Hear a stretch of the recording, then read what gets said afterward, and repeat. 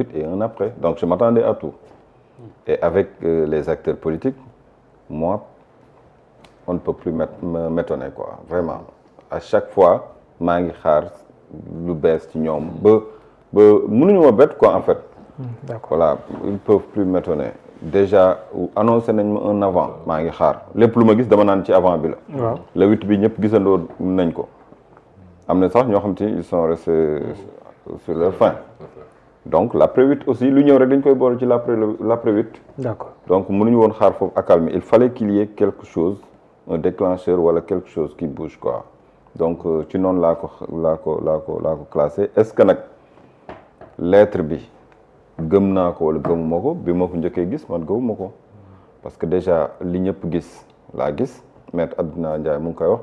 format papier bi rek bi ma ko gisee automatiquement sur les réseaux sociaux wan nañu beneen format bu njëkkoon a génn ñu nuy comparer automatiquement ma commencé comparer gis ni wuute na ma gis ci suuf ñu wax ba yegg ci suuf ni moom laa jàkkaarlool ni ñu ni sous la conduite éclairée du premier ministre Ousmane Sonko.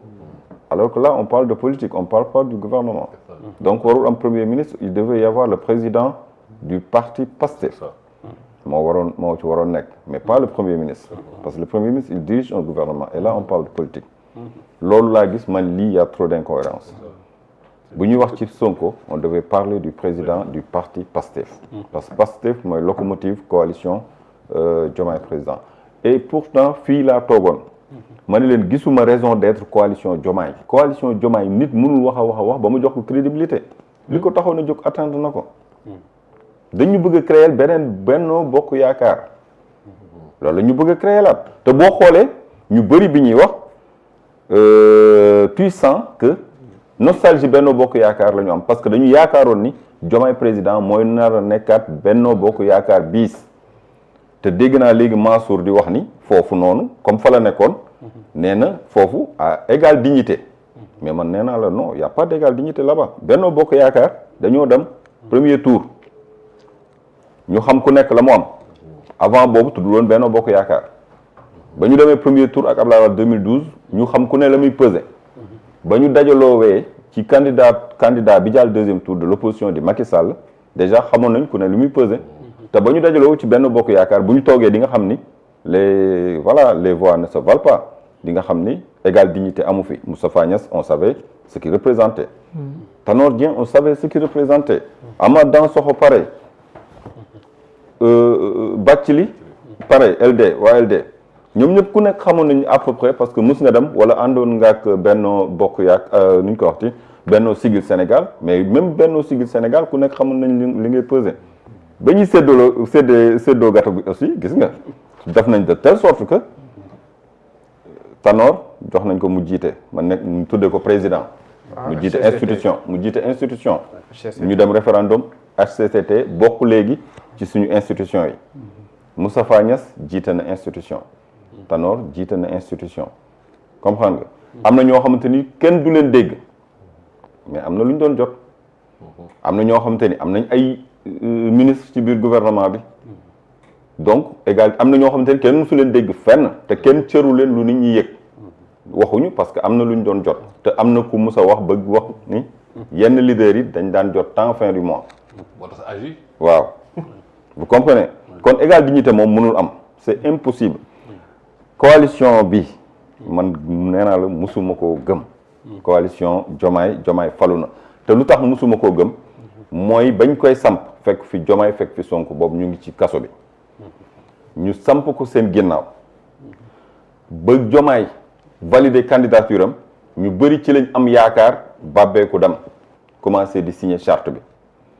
Diomaye génn prison beneen vague bi gën a amati yaakaar dem di signer gisuñu Diomaye gisuñu Sonko jante lañ fay fekk yenn saa yi ñu fekk fa Jibi Gueye Ndiaye yenn saa yi ñu fekk fa Balla Moussa Fofana ku ñëw ñu la carnet baa ngi nii nga signé amul négociation amul explication signé ci nga bokk te nee naa la man am na ñoo xamante ni ñu ngi ci biir coalition Diomaye man toog naa ñuy wax seen gémmiñ may dégg ñun on est des journalistes mais off the record li fay xew ñun xam nañ ko am na benn leader nee na carrément jamono yi dëkk bi metti moo doon woo commandant gendarmerie di ko wan fi booy passé fi dëkk muy dugg di leen jàpp te wax na ko ma toog di ko xool mu may xool mu koy expliquer kooku bi ma ko gisee coalition Diomaye dama tiit vendredi boobu ñuy wax ca photo bañ doon photo ma nga fa woon ak ñeneen donc dafa dem benn instant affaire de yaakaar moo taxoon course la cheval bi peut-être mën na remporter nañu daw langaamu man su ma nekkoon Diomaye wala ma nekk Sonko wala ñoom bu fekkoon peut-être ñu ngi en liberté mais am na ñoo xamante ni du ñu ànd ak Macky Sall ba Macky Sall jeexal nguuram ñu ñëw di langaamu ci man ma koy nangu c'est pas logique opportunisme moo taxoon ñu bëri du ma ne ñëpp nag dama ne ñëpp ndax am na ñoo xamante ni ba ñu ànd ak Sonko c'était avant Yewwi Askan Wi xamuñu woon Diomaye parce que Sonko moo nekkoon le leader de Pastef ba ñuy ànd ak Sonko c'est avant Yewwi Askan Wi am na donc ay relations yu ñu seqoon ak moom comme niñ ko waxee rek ñu bëri coalition Sonko président la ñu nekkoon candidature bi jàllul ñu transposé ko tudde ko coalition Diomaye te moom moo ni man maay Diomaye mooy ma voilà avec sa vidéo donc coalition bi nee na opportunisme moo ci ëpp. mais nit ñi dem seeti nag tendre leen la main. waaw ma foofu laay ñëwee opportunisme ëpp na ci bëri na ci parce que ñëpp ku nekk da ngay dem bàbbeeku Sénégal kenn rationalisé wul parti politique yi plus de 300 partis politiques ku nekk nee na moom yor na partem yor na récépissé ba pare bëgg a taxaw ni man je suis un leader maa ngi ñëpp a yem nan ngeen mën a yeme. parce que bu mu soxlaa tamit daaxul kenn bi gars yi ñëw li yëpp ñoom ñëpp xamoon ne moom laa lay expliquer am na ñoo xam ñoo leen démarche ñoom as ak ñoo ñëpp démarché leen sax xam nga leader yi lu ñu ndaw ñaata nit la ñu démarché ak ñaata la ñu seeti moo tax ma ni la kon nga war a nangu ni li may wax moo am ñëpp yemuñu ñëpp mënuñoo yem am na ñoo xam dañ leen démarché am na ñoo xam ñoo demal seen bopp man sama logique ba léegi ci laa nekk ni ma ko xalaate woon ba léegi amul dara lu changé ci sama gis-gis ci coalition bi lu jëm ci coalition bi donc ci lettre bi nee naa la bon da ngay douter ci authenticité bi ma liiree douté naa ci comme tout un chacun doon ñi ma woo di ma laaj dama leen ni man lu ma ci xam lu dul ngeen xaar waa Pastef génne communiqué ku ma woo loolu laa lay wax du ñàkk dans les 24 heures à suivre Pastef dina wax bu boobaa on saura loolu rek laa doon wax nit ñi parce que man nekkuma ci biir après Pastef réagir Pastef bi mu réagiré prendre le contre-pied de Bassirou Diomaye bi mu jëlee le contre-pied lettre Pastef boo ko dégloo boo ko liiree dafa am cohérence ci li secrétaire général bi bind mooy kii du leader ci biir coalition bi parce que ñi nekk leader souvent ci coalition bi dañuy yor parti oui mais doo leader maanaam bokkoo ci conférence des leaders ña fa nekk dañoo yor parti wala ñu yor mouvement mais boo fa tegee Soxna Aïda mënoo faa teg nit qui peut le plus peut le moins. Non, waxuguma Mimi de. Moi je parle de Diomaye.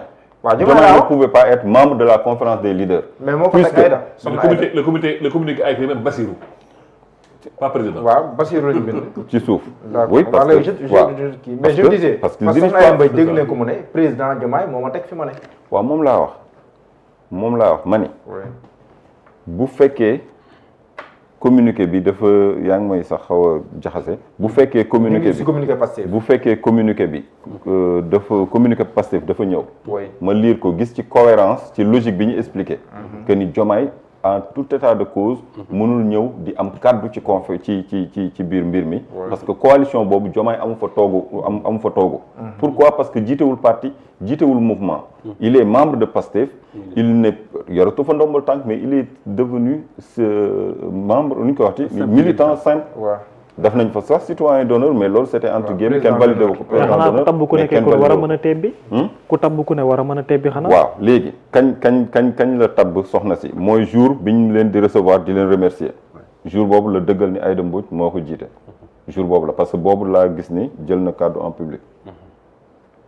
bu dee boobu la ci hôtel bi mu leen doon remercier bu dee foofu la ko tabbee la mu ca teg dégg nañ ko mooy maanaam dañu war a defaraat coalition bi ba mu am beneen taxawaay parce que la ko taxoon a jóg loolu c'est caduc romb nañ ko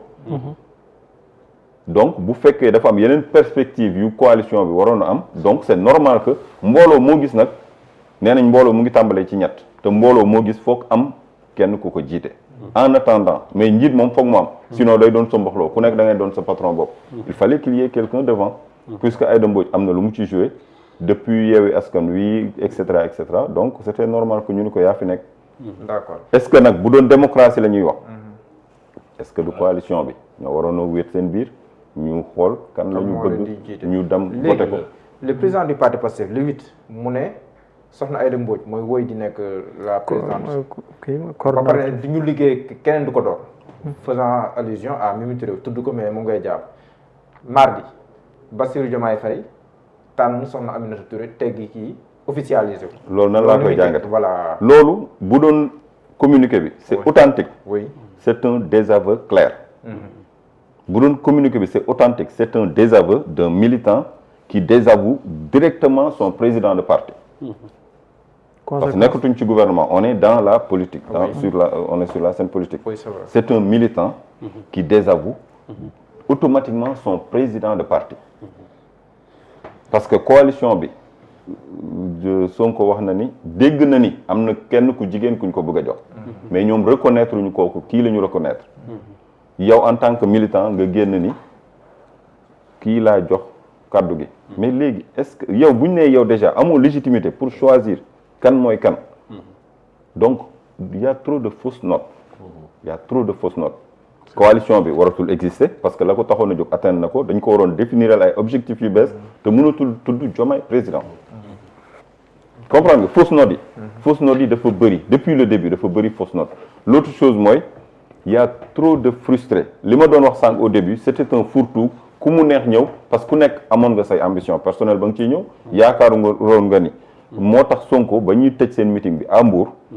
moo tax chaque fois wax yi da nga koy déglu bu baax ba muy tëj meeting nan la ñuy tëjee meeting. dama goo élection xamoo ndegam di nga gagné nga ni bu ñu yaakaar ni nag yëfi gâteau bu ñuy partagé la Sonko wax na ko à Mbour stade Caroline Faye bi ñu tëj meeting campagne électorale bi loolu la waxoon.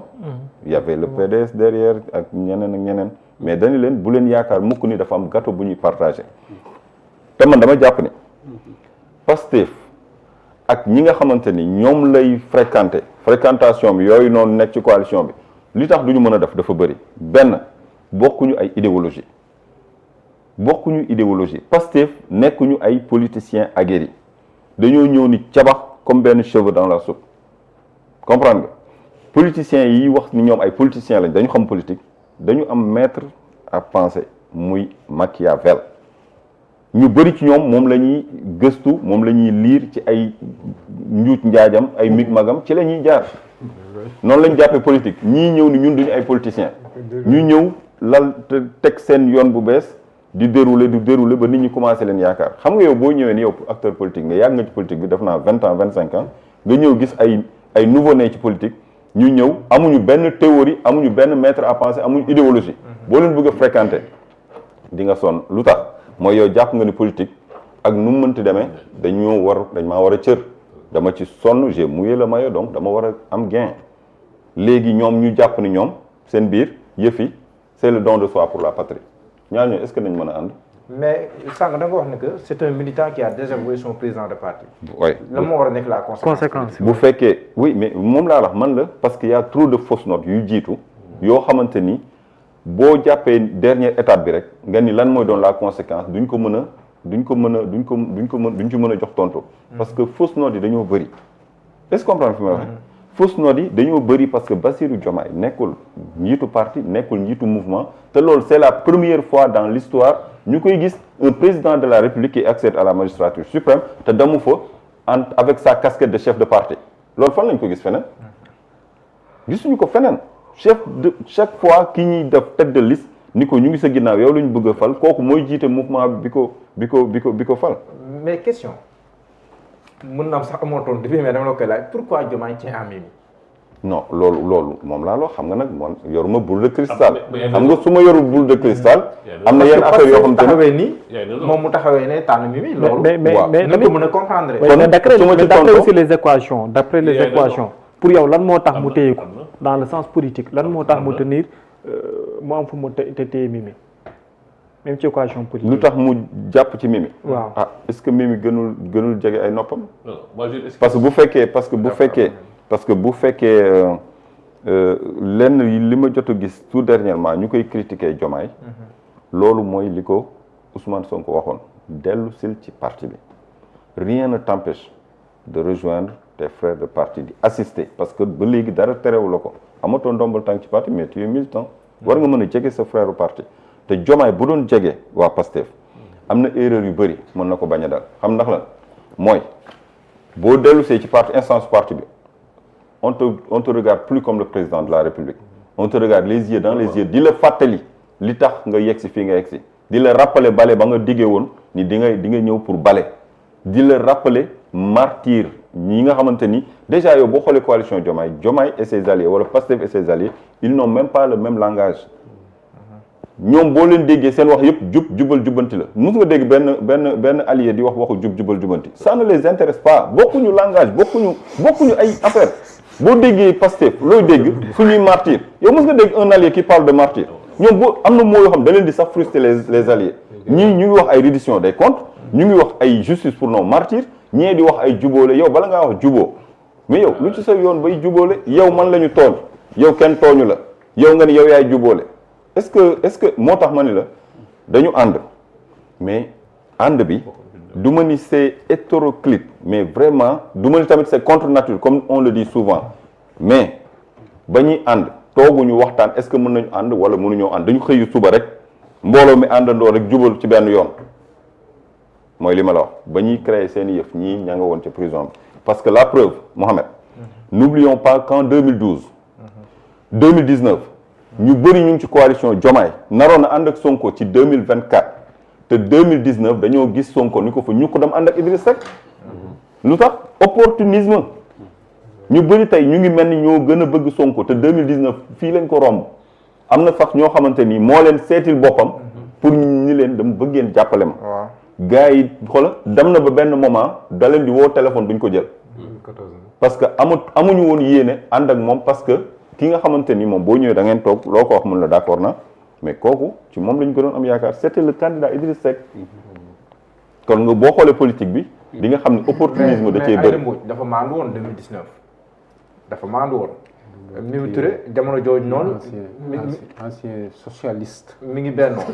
léegi ñaar ñooñu tey jii si ñoo xam ne ni yow nekk anti système ak yu demee noonu léegi bàyyi xam nga foofu noonu avant may tontu oui ñaar dafa xam nga man tamit dama am maître à penser le professeur Moreau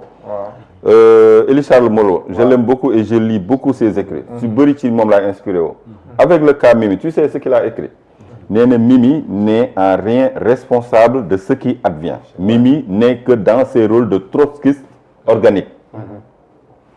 loolu la wax complotiste et manipulatrice jusqu'au délire et avec comme but ultime arriver à ses fins et fantasmes c'est comme ça qu'il a décrit Mimi Aminata Touré te je partage parfaitement la pensée de Élie Charles Moreau te pourtant yéen ñoom ñoo leen fat waaw ñoom ñoo leen duo moo leen fat ñoom ñoo dem fataale tamit soxna ay dëmbooj ba pare jël décret jox ko néew ma duo bi moo wax lii de dama ni ki wax lii dama partage ay waxam duo bi waxul lii de duo waxul dama ne waaw ñoo fat ñaari waaw léegi bu ñu la fatee nag xam nga olof Njaay dañuy gan du yeewi bëy yow bañ la fatee nga bëgg a ñëw di féewale donc il faut que ñu xoolaat kon yow nan la ñuy def ak yow bañ la bu doon dañ la fat nga ñëw yem sa place ñëw di defar yor puso di nas mais yow ñu fat la nga ñëw commencé féewale commencé wut fooy féete foo dul féete ah ñii teg seen orientation yu dem ci sénégalais yi di leen brandir le même discours ba ñu fal leen nga ñëw bëgg leen a désorienter bëgg leen a dugal ci yeneen propos écoutez est-ce que tamit jaaduwul kon ñu xoolaat gan ñi ñu rat le loup est dans la bergerie mais moom nee na le Pastef bu doon le Pastef seeni kurfañ ak seeni xuloog seeni xeex kenn du leen atte te dañuy juboo te ils se réunissent sur l'essentiel wax nañ ko parce que ku ci nekk da nga am sa personnalité am sa caractère la preuve Bassirou Diomaye Faye Sonko taxaw ni nee na Diomaye dama la ni woon bul wax ndax jàpp naa ni dañ la bëgg a jàpp kon defal le tout mais il faut rester à carreau terewul Bassirou Diomaye Faye fexe na ba dugal benn poste ba ñu jàpp ko ci yóbbu ko ci prison ça veut dire quoi ça veut dire que ku ci nekk da nga am sa personnalité di ko incarner comprendre nga oui mais pour le cas du Pastef nee naa la nee nañ lu bees ci kër daal gan ya la te jàpp naa ni ñoom seen biir bu doon ñoom rek la non mais est-ce qu'on doit rejeter la faute sur les autres mais non mais problème ba mu amee ci ñan la jóge problème bi mu amee non li feeñ mais mën nga jàpp ne Mimi Touré ak Aïda Mbodj ñooñu nekk problème ñaar yoo xam ne ni neneen ay seex non même Mansour sax saa beneen non xam nga fii lan laa fi toogee dama fi toog en tant que journaliste le journaliste il analyse des faits non wax ma lan laa doon leneen non je suis libre je suis un libre penseur je donne mon avis Mansour sànq Mansour mënoo fexe ba du ma fi nekk journaliste et je donne mes pensées. Il y a des choses que vous avez dites dafa am ay affaire yoo xam da nga ko wax mais demeewul noonu. non mën nga ci bañ a d'accord parce que soit tu es journaliste mooy dañ la war a informer ci yenn yi wala ngay militant de parti xëy na yooyu xam nga ko déjà quand tu dis par exemple que coalition bi ñi ci ñëw ñu bëri mais gars yi ñoo dem jëli leen ay militants Pastef des responsables ñoom ñoo dem seen kër pendant des jours di wax ak ñoom jëli leen. tendre leen la main. beneen bi mooy Sénégal bu ñu ko bëggee résumer ci benn forme de pensée moom mooy doyen mi il a été avec le parti socialiste donc il est voilà comme au Nigeria les Ibu là on va les isoler nitu nangam et cetera mais dëkk bi moo dul doxe noonu sinon pourquoi Aïda Mbodj mii tey Aïda Mbodj fan la jaar parti socialiste a nekkoon ñun notre génération on a toujours combattu Abdou Diouf et Aïda Mbodj Ousmane Sonko tey bu ñëwee kon naan Aïda Mbodj moo leen di jiite ñun on peut refuser alors boo toogee daal ni kii gauche la nekkoon nangam et cetera ça veut dire les parcours ne font pas les hommes parce que am na ñoo nga xamante ni ñoo ngi sàngoo deru bëy ci biir Pastef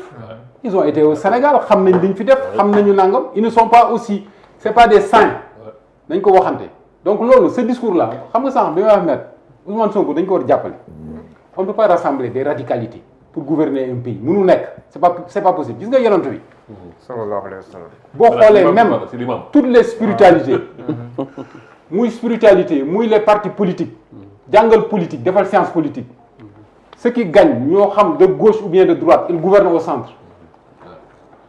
li ma lay wax c'est demal nga jàngi demal politique science politique c'est-à-dire que tu es de gauche ou bien de droite tu gouvernes au centre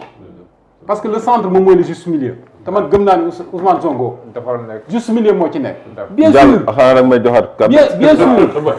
puisque daf ko këf ci man. waaw dama lay jox non moo tax man ko xanaa rek ma koy delloo. dañuy tëj chapitre beneen bu may terminer quand je dis loolu tamit incompréhension la quand je dis ils sont d'égale dignité xam nga bu ma nee dignité mais c'est la dignité de l'homme rien n'est au-dessus de la dignité de l'homme Tanor mën na yore tous les immeubles de Dakar mais xoolal il ne pourra pas ma def ma esclave c'est-à-dire que loolu principe la c'est un principe fondateur mooy quand je suis avec la personne quand je suis avec Diallo ñu nekk dans une coalition sama voix ça compte c'est ça que ça veut dire loolu foofu la yem mais terewul ni kii am na base politique wala nangam xoole wuñ ko foofu am naar mën na ma ëpp base politique mais quand on discute quand on est dans une coalition dañuy nawlante moom dafa am voix man dama am voix dañuy nawlante ma terminer en 30 secondes ma terminer moom nee na gis nga coalition bi dafa mbubboo xuloo bi rek waaye du ci dara waaw man nag ci li feeñ man nag ci non yaakaar moom ne daf ko yaakaar parce que y a des gens comme moi y a des gens comme moi loolu wér man sama yoon daf ci nekk ni ñu jëlee ci coalition loolu nga taxaw fële léegi man xoolal militant de Pastef mën na toog fee suba ba ngoon di ma saaga mais man waa Pastef responsable yi xoolal man bien que sama xool Ousmane Sonko en 2014 kan moo àndoon ak moom. non on sait Ousmane Sonko en 2014. on sait déjà non dama lay wax Ousmane Sonko bu muy erré dans les rues de Dakar kan moo àndoon ak moom mais gis nga nit da ngay am grandeur gis nga cause da ngay ñaan yàlla ba ngay commencé kenn àndulu ko yow ngay dem nit ñi di ñëw nga mën a capacité gérer nit ñi. loolu moom mooy cause toutes les causes yoo gis ci àdduna bi noonu la demee. d'accord. mais quelle est cette forme d'exclusion là de voilà ñii nangam kii fee la jógee kii fee la jógee Aïda Mbodj jaar na parti socialiste ñun on a combattu Abdou Diouf mais tey jii bu nekkee président coalition mais elle nous a dirigé Mimi Touré mën na jaar fële keneen mën na jaar fee keneen mën na jaar fële. d'accord. Bira il faut pas exclure Mansour continue. non Bira continue. du exclure pas. non Mansour il capitalise de une frustration boo xam parce que déjà mu ngi wax banaan. non du frustration parce que saaga Sénégal donc tu reçois des insultes. Sénégal non defal naa ko dama ni la Sénégal beaucoup de gens dañu ragal a wax parce que boo waxee ñu am fu ñu la féeteel boo waxee ñu ni waa ji dafa nangam sànq wax naa ko ci début samay propos da ngay wax sax léegi ñu la waa ji dafa bëgg a poste Benno Bokk Yaakaar même man bu ma fa nekkee man kan moo mës a dégg ñu ni Mansour Ndiaye il a été nangam je me suis toujours suivi de mes entreprises. Ça fait 26 ans Ouais, que j'ai mon capital. d'accord léegi Diallo. Que j'ai mes entreprises. d'accord bala ñoo dugg ci débat de personne. léegi buñ ko il faut arrêter mais buñ ko personnifier discours. buñ ko personnifier ku wax nga ni waa ji mën na def ay analyse mais ku wax nga ni waa ji wooy xëy na dafa frustré dafa bëgg nangam dafa bëgg man boo frustré woon naa ñëw toog fii avec des frères toog di discuter. mais dañu wax léegi que ni coalition bi y a une frustration dans la coalition. mais loolu la ñu wax. nee nañ coalition bi y a une frustration. dans la manière de diriger. xam nga sànq doyen dafa wax lu am solo. mais xaw ma doyen la xaw ma Abdoulaye. pourtant ci frustration boobu laa non xam nga Mansour soo ma yëg bi quoi amul kenn ku négocier. non du ma ko bàyyi amul kenn ku négocier. amul kenn ku dem Amdi yoo xam ne amul kenn ku dem négocier dara quelque chose. oui ma personne ne peut réclamer à Ousmane Sonko ak Diomaye on les a laissés libres ça fait 2 ans ngi nii 2 ans. am na ñi nga xam ni dégguñu leen ñoo daan réunion ñoo doon nangam mais kan nga ci dégg mu wax. les gens avec dignité mais loolu il faut le dire. d'accord man loolu laa bëgg quoi dëgg nañ koy wax c'est pas que kuy wax rek dafa bëgg nangam mais nit ñi dañu bëgg mu defaru. dañu bëgg mu defaru quand je dis yow su may wax naan yow mii da nga war a taxaw ci peggu Ousmane Sonko naan ko góorgóorlu ci lii defal lii ragalal yàlla na nga góorgóorlu jàppal ñii nangam naa dafa am benn waay ju wax benn wax bu am solo foofu laay daanalee. d'accord bi Ousmane Sonko ñëwee législatif. waa ji dafa ni Ousmane Sonko ñi nekk ci salle bi yëpp say soppe la loolu mooy dëgg. Diallo léegi. loolu da ngay fexe ba téye leen. fi may daanele xam nga mooy la. mooy frustration bi ma sentir ci coalition Diomaye. parce que du Mansour moo tax may wax parce que Mansour gis naa ko dégg sax mu def sorti mais am na ñu bëri ñu ma dégg ñuy wax. coalition Diomaye man dama jàpp ni frustration bi mu ngi démarré ci législative bi ba Sonko ne Pastef day demal boppam. ci lañ ne nag kii naraluñu jàmm. pourquoi naraluñu jàmm parce que on pensait que yëf yi dañ koy séddoo. assemblée ñu am fa ay place budul ñun sax suñuy nit comprendre te législative yi di ñëw moi je pense que remis bi ngay gis nii yëpp c'est parce que législative yi mu ngi ñëw. local du moins. les municipales mu ngi ñëw. comme waa ji def nañu nii. ci législative yi.